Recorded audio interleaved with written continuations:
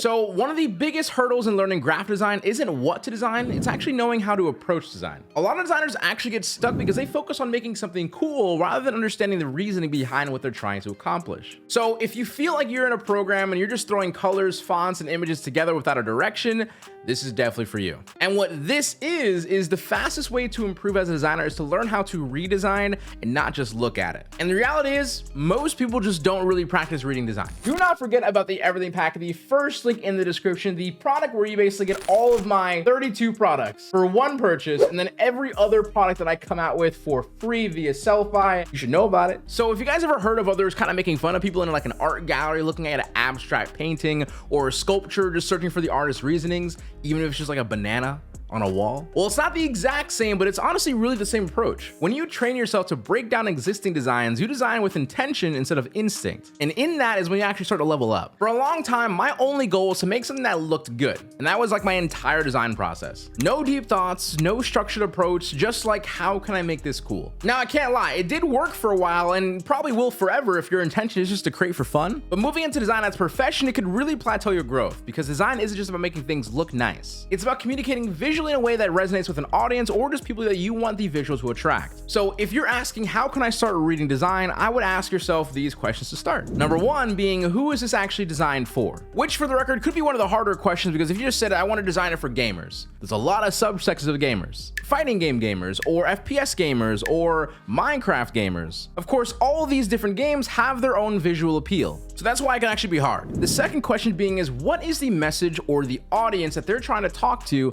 and how is it communicated visually? Sometimes it's really obvious with like a CTA, or basically the bigger word on the graphic, but other times it's actually really about the feeling and the just attention that you see in the graphic. And the last basic question that you can ask yourself is, would the design still work if one element was changed? And personally, this is my favorite question because this is how I kind of personally realized how important photography is. For some reason, I just never thought about it. Packaging is a whole different scenario. You can have the coolest design, the coolest piece of anything, and if it's packaged poorly and presented poorly, yikes. Now, of course, when you guys ask yourself these questions when you're looking at a design, the cool part is you don't actually have to be right in your intentions. What really matters is that you're training your brain to think critically about graphic design in general. And over time, this improved my ability to, of course, create designs that are not just visually strong, but also purposeful. This skill is pretty much the only thing that separates beginners from professionals, or even sometimes why you think you can look at your graphic design boss and just kind of think you can run circles around them in Photoshop, because that's only one part of the job. So to show you how this works, let's look at this design of Michael Jordan dunking. At first glance, it's a clean, stylish sports poster, nothing too crazy. But when you take a moment to actually read it, you start to actually see the design theory behind the design. So I'd first ask myself, what purpose did this design serve? And if I had to place this sort of like one-liner, like this one sentence, what would it be? And for that, I would say, was the artist trying to capture the dunk?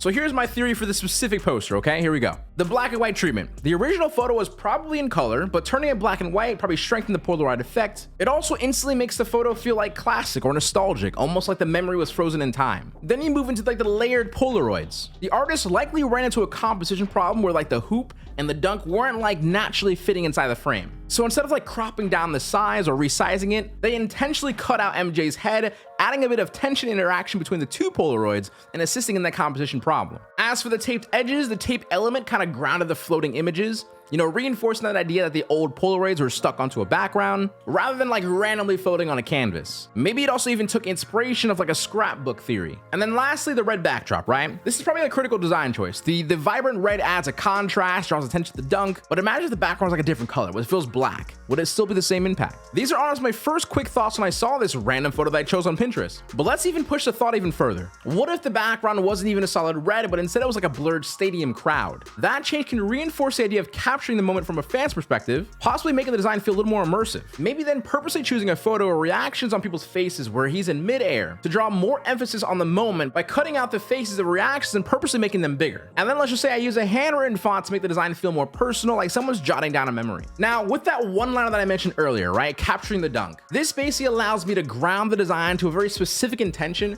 that can either be pulled back or pushed further. And the ideas that I mentioned previously are the things that I kind of thought that I can push it further with. The design, in my opinion, is very successful on its own. It doesn't need any of my ideas, of course, right? The point is, of course, learning to actually analyze, interpret, and explore alternative possibilities. And when you get really good at it, you don't even have to go into Photoshop to prove it or to see it fully, right? You can kind of visualize it in your head. This is, of course, how you train yourself to see a design beyond just aesthetics. So what would I do if I was you, where at this very moment, I just felt like I still didn't even know where to start? I'll give you 3 different things. Number 1 is to reverse engineer design. Pick a random design, an album cover, website, poster, packaging, whatever it might be. Write down or think about why you think the designer made each decision, the colors, the fonts, the layout, the imagery, and ask yourself what would happen if you just changed one of these elements. Do you feel like the design still would have been successful? Then number 2, I would ask you to recreate it with a twist. Take a design that you might love, maybe it's the same one that you just kind of did a whole little audit on, but I want you to recreate it and actually do change that one aspect of the design. Maybe you look at it and swap out the typography and you shift the layout or even like alter the composition.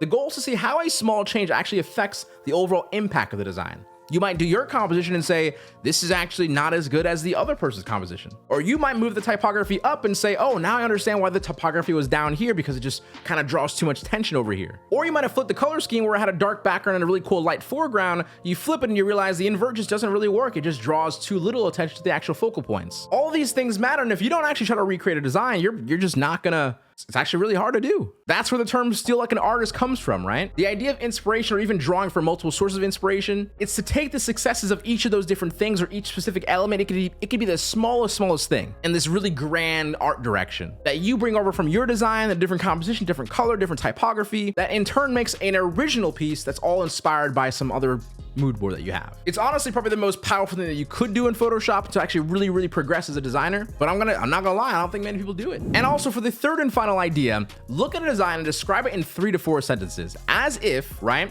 you're explaining it to someone who has never seen it before, but also has to imagine it. So go on Pinterest, look at a design, and really try to describe it in 3 to 4 sentences, because this will actually force you to think about the design elements rather than just reacting to them and looking at that and going like, oh, that's pretty cool.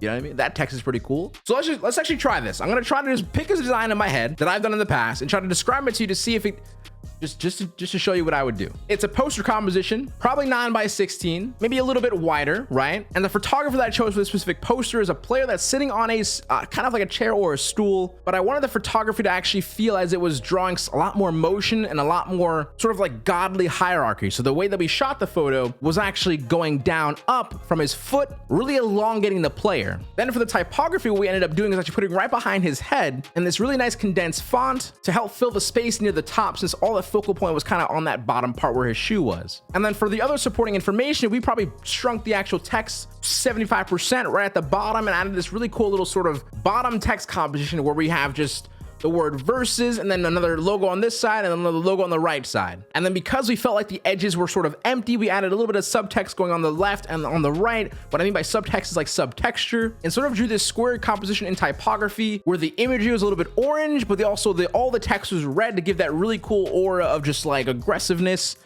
And yeah, there you go. Did you see something in your head? If not, maybe I'm still bad at this part. But the idea is me trying to also explain what the intention was so that they can really build the exact thing that you're going for in your head, or that they have to build in their head with specific placements and compositional theory in your brain. If I were to ask a beginner to kind of tell me the same thing, I would assume that they said, hey, I got a really cool photo put in the middle, I put a text behind their head, and I put some logos somewhere. The easier it is for you to actually talk about your designs in a way that's also past fundamentals in one aspect, but talk about them with a theory of what you were intending to do and for the audience to understand. I personally think it's the one fast-tracked way from pushing yourself from beginner to a professional designer in a matter of a couple years. I said a couple years, okay? It's gonna take you a little bit. It's a practice. But with that, I really do hope I kind of put it in perspective for you guys on really trying to figure out what it is that'll get you from typing on Twitter or going on Instagram or just thinking to yourself, I don't know what to design today. Most times it's one or two things. Creative block, which happens to everybody, or 2, you're trying to design with very uninspired ideas. And even when you are inspired, looking at it with intention is a lot better than looking at it with a reaction, trying to just recreate it just because you thought it looked cool. And that is all I have for you guys today. So I also have a question for you guys. Do you guys enjoy these types of videos? Because I personally think I can probably come up with like 100 other like topics and ideas and just share more of my design philosophy with you guys. Because I am completely self-taught, and the way that I personally choose to like learn to graphic design is the way that works for me. So if you feel like you got something from this personal video and you're gonna take it and hopefully practice with it and hopefully be good at something in the future. If you're not already, then let me know. I really do want to know. But with that being said, Ciso HQ out. Don't forget to keep smiling, stay positive, and stay freaking productive, guys. Later, much love, peace. Enjoy your weekend.